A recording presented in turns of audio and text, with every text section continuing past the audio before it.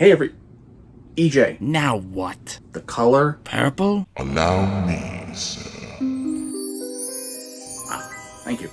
Hey everyone, James here. Well, I guess seeing as this month is all about second chances, I can think of no better way to start than by taking a second crack at a video series I tried to do on this channel that never really took off. I'm gonna get into some quick behind the scenes backstory kind of stuff, so if you're not interested in all and then just want to get to the video proper, just go to this time in the video. You see, back in ye olden days, back when I didn't really know what I was doing, I had little to actually no actual equipment, and I was using a free video editing website called WeVideo, that I'm surprised even still exists.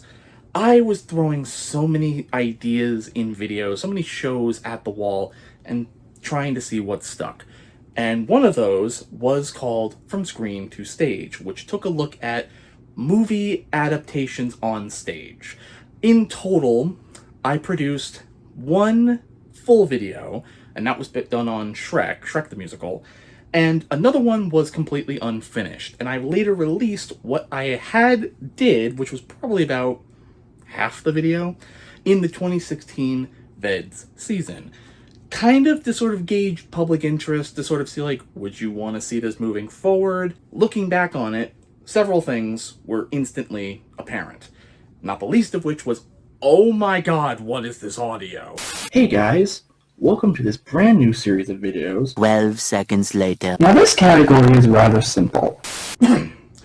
Other than that, was that this proof of concept was very heavily inspired by fellow former VEDS-ie Matt Guyan, that's BankGeek8408 for those who are uninitiated, video shows on his channel From Stage to Screen, and blatantly books versus movies. And when I rewatch that old video, I'm kind of just filled with a lot of regret, mainly for the fact that I never properly acknowledged Matt's influence over that video or that idea for that show at all.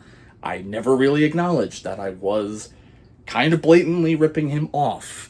So, Matt, if you do end up seeing this, I am so sorry, dude. That is on me. I did not know what I was doing. I should have known better, and I should have given you your credit. But a lot has changed since 2016, so I guess the question remains, how would I do that video now in 2025? Well, I do still have access to the old script. Let's find out, shall we? Hey everyone, James here. In today's video, we are going to be comparing and contrasting how Mel Brooks was able to adapt his masterpiece of both cinema and musical history, The Producers. The Producers began as a comedy cult classic that was released in 1967, in Mel Brooks's directorial debut.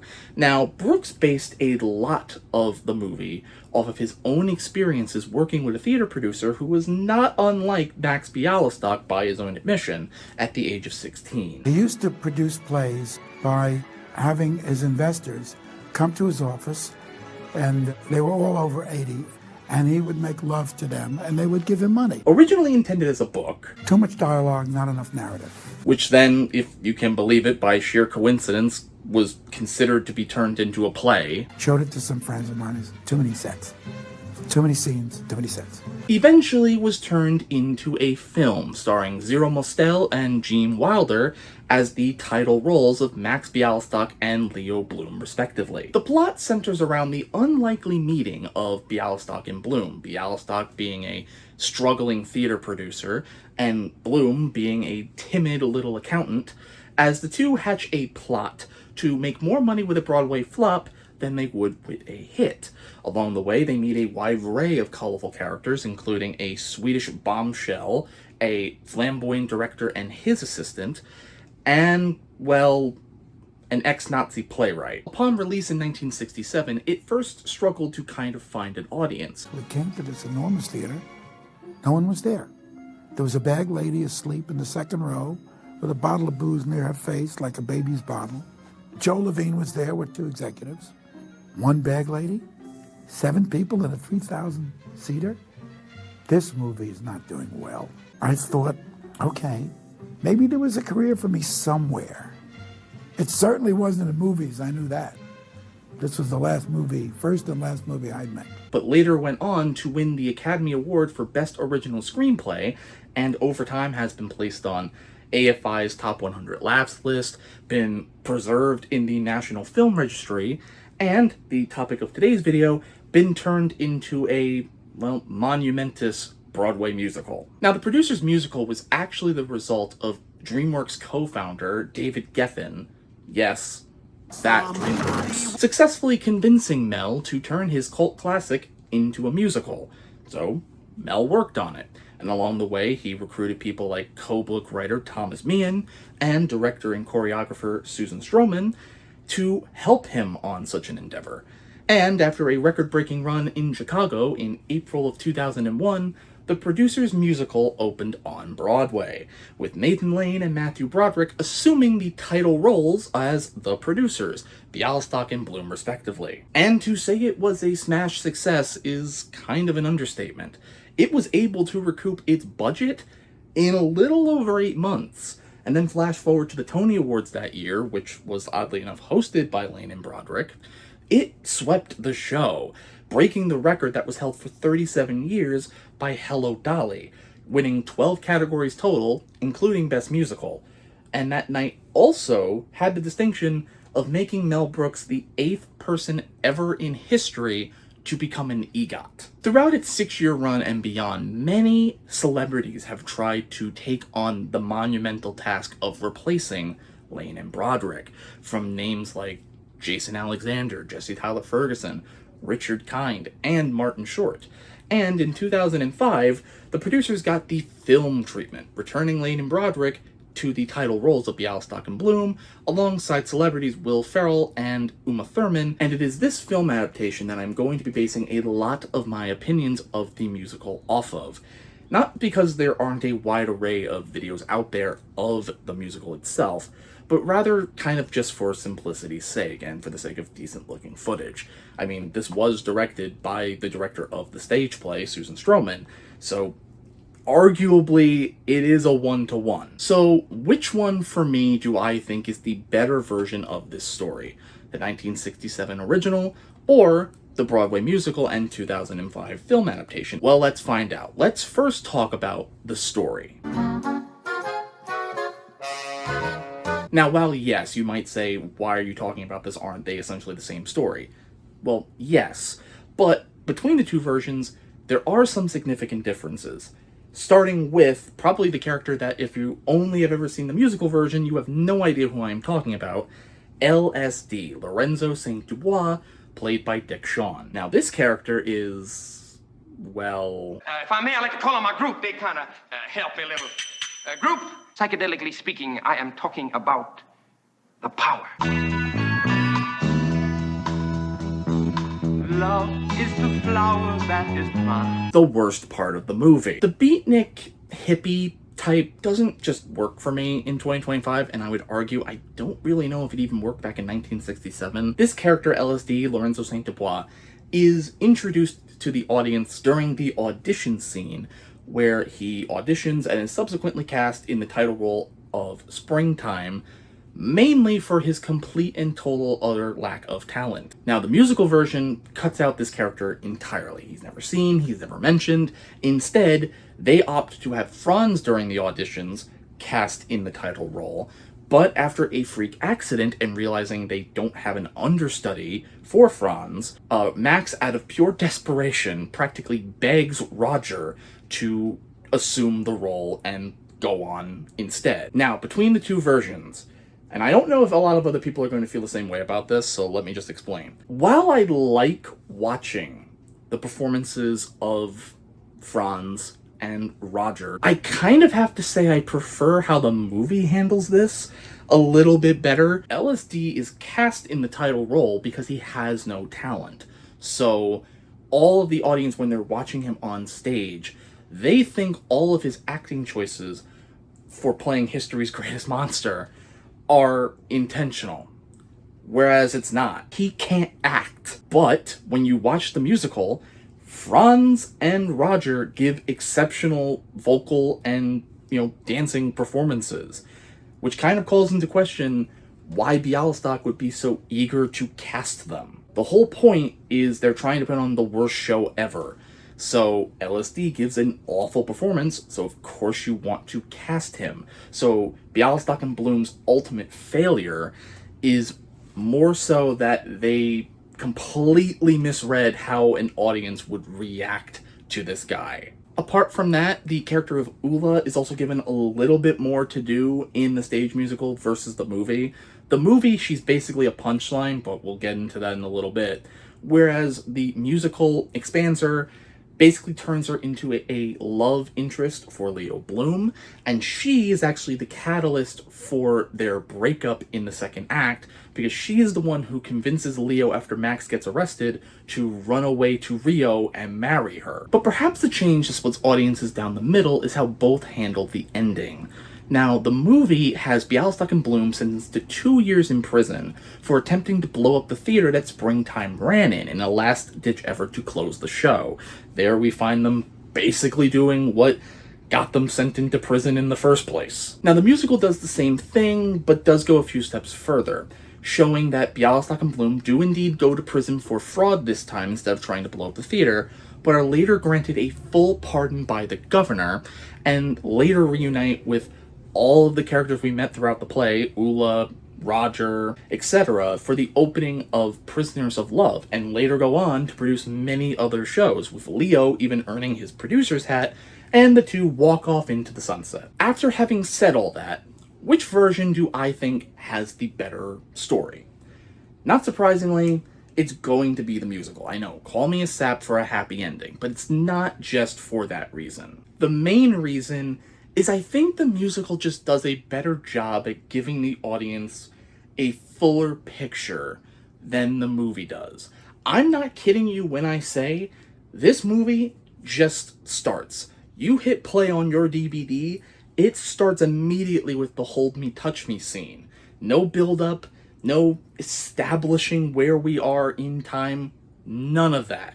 Which, if you compare that to Mel's later works, like Blazing Saddles or Young Frankenstein, you would know that did kind of become a thing he would do for the opening of his films. You compare that to the musical, where you get the opening and subsequent closure of Funny Boy, and you get the King of Broadway song, which I know is cut from the movie adaptation, but it is included in the deleted scenes, where you learn more about Bialystok and you learn kind of why he's doing what he's doing. Now let's compare and contrast the secondary characters. So Carmen Gia, Roger Debris, Franz Liebkin, and Ula, named so long I am not even going to try to make an attempt at pronouncing it.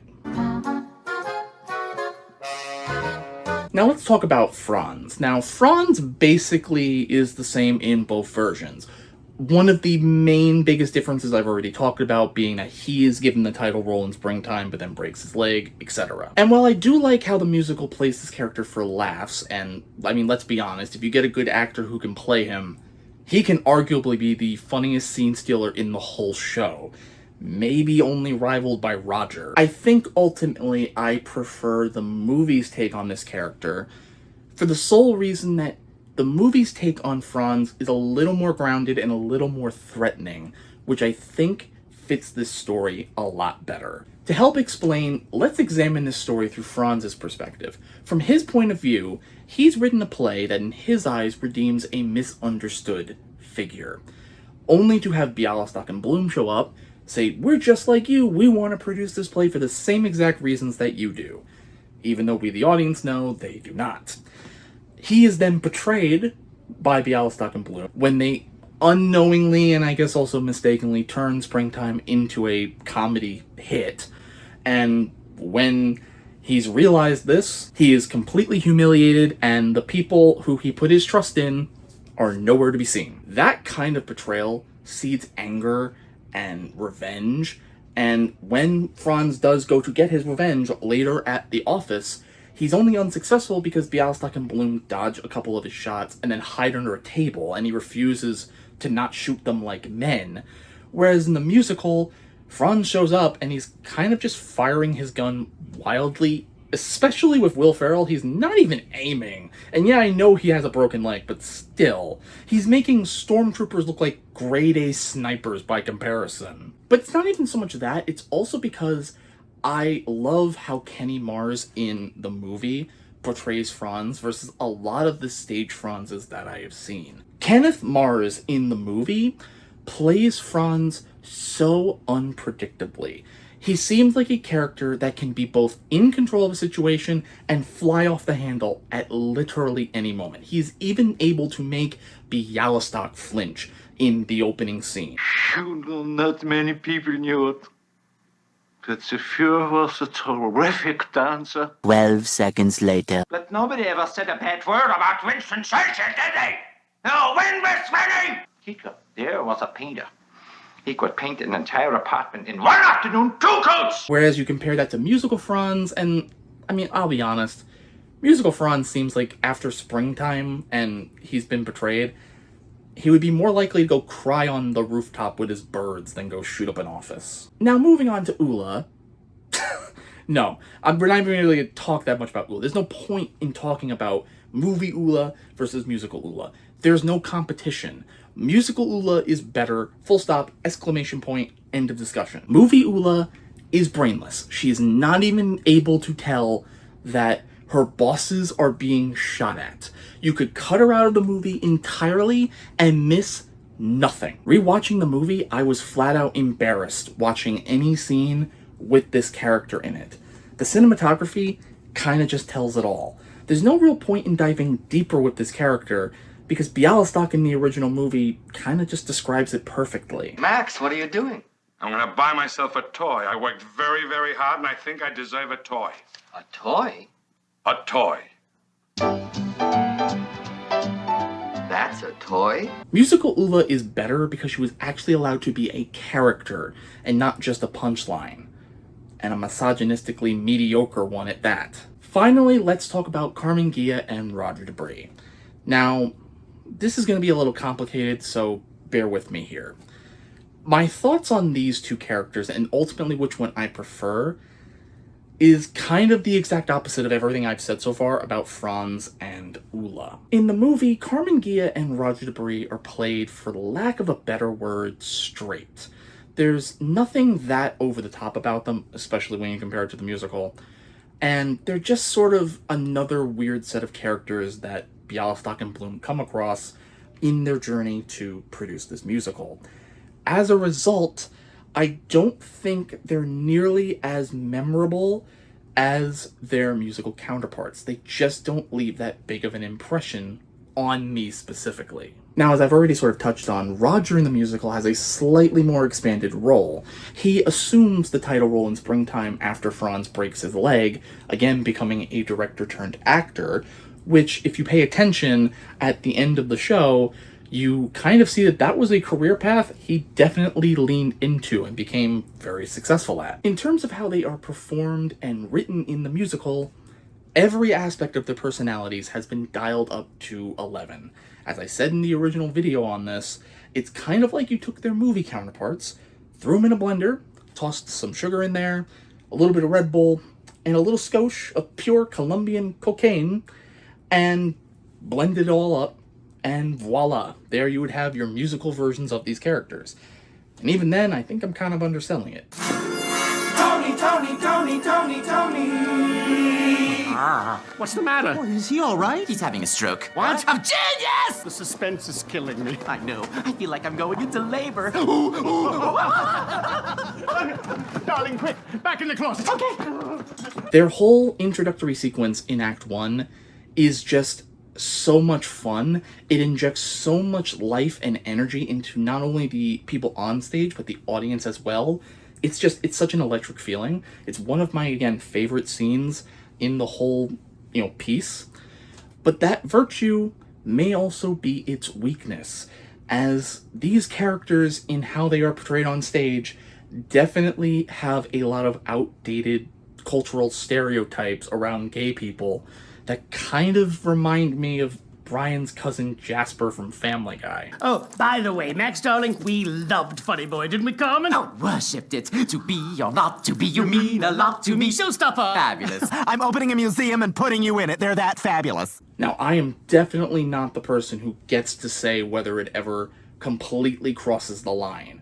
That is not my place. And for those who would say that the whole show is kind of like this, so what's the problem? I would make the counter argument that with these characters specifically, it's a little bit different than just doing a funny voice or a funny accent.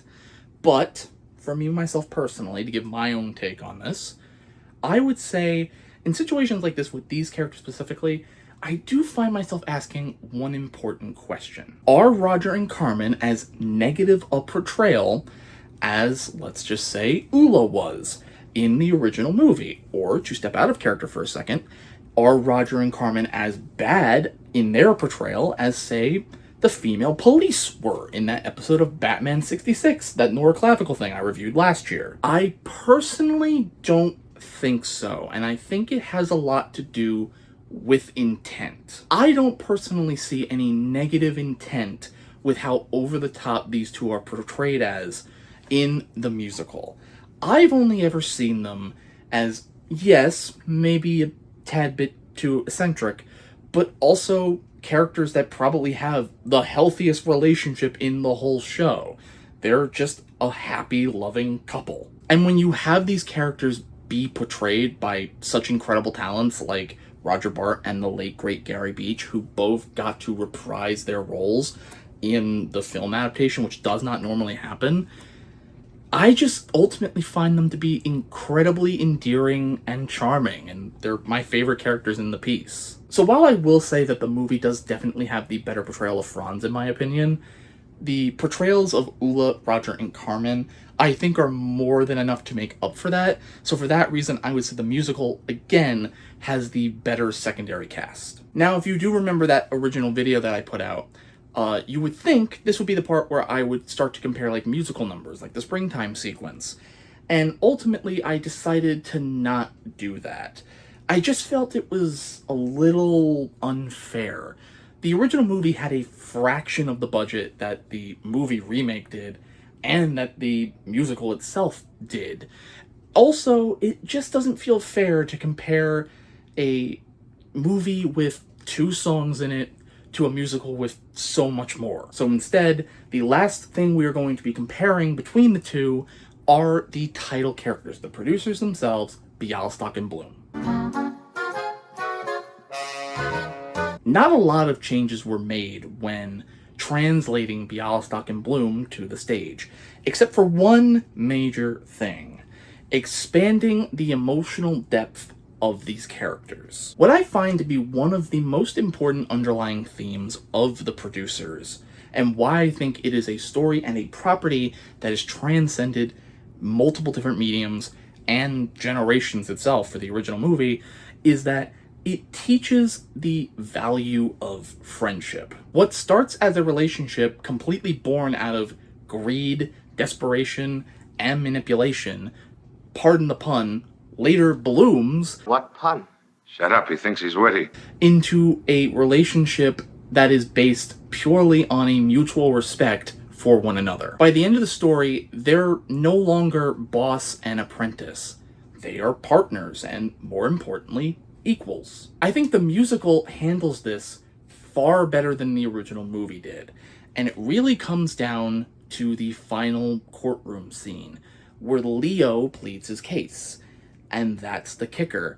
It's a one-sided affair. In the movie, it's just Leo vouching for how good of a man Bialystok is. Whereas in the musical, you have this truly fantastic song called Till Him, which is about not just Leo, but also Max, talking about how the other has changed their life, ultimately for the better. It's a song and a scene that just kind of further cements what I think the producers was about. Even if you don't really think about it, it's about how these two lost souls, Bialystok and Bloom, find each other. Till Him is just such a fantastic song. I urge you, if you take nothing else from this video, I urge you to go and listen to it. It's my favorite song in the piece. I just think it's such a beautiful moment. I feel remiss if I didn't at least touch upon the performance nature of these characters, even just for a little, couple seconds. And that's because I think if there's one word to describe how, if you were a casting director, how you would have to cast these characters, it's the word chemistry. If you get 2 actors who don't feed off each other at all. They just read the lines. That's not enough. If they have no onstage chemistry whatsoever, the whole show tanks. Both versions, at least if we're talking about the original players, have fantastic Maxes and less than stellar Leos. Now, in the movie, as I have said, Max Bialystock was played by Zero Mostel in an absolutely fantastic, commanding tour de force performance. And while Nathan Lane, the musical, isn't as commanding, maybe in stature, he makes up for it for playing Max in a more exaggerated, comedic way that, again, is fantastic. Now, the movie's Leo Bloom was played by Gene Wilder in his first main title role in a feature film. And I don't know if this is going to be an unpopular opinion. I don't think he does very well. A lot of his line deliveries kind of come off as rehearsal takes.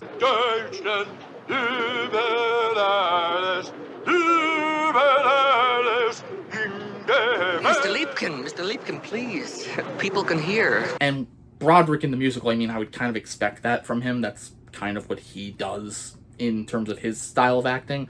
But I've seen Gene Wilder in so many other movies, Willy Wonka, Blazing Saddles, Young Frankenstein, etc., where he goes all in on these characters. He doesn't really do that here. Both the Leos are just kind of playing the part. They're just sort of saying their lines and moving on. Whereas when you look at their Maxes, the Maxes are living their roles. So, not unsurprisingly, if you saw the original video, the musical once again has swept this sort of comparison in a 3-0 over the 1967 movie. And let's be honest, it's not without good reason. While I appreciate the 1967 original producers, it's definitely more like a rough draft. Whereas the musical definitely, I think, gave Brooks and his team the time needed to polish off the edges to deliver a story that is as heartfelt as it is hilarious. And it's for those reasons that I have said in this video as to why The Producers remains probably my #1 favorite musical of all time. But hey, you don't have to take my word for it. If you have any and all thoughts on anything I've talked about in this video, if you have thoughts that contrast with mine, leave them in the comments down below. Let's get a conversation going. And until tomorrow, guys, gals, and my fellow VEDS-ies, I will see you tomorrow.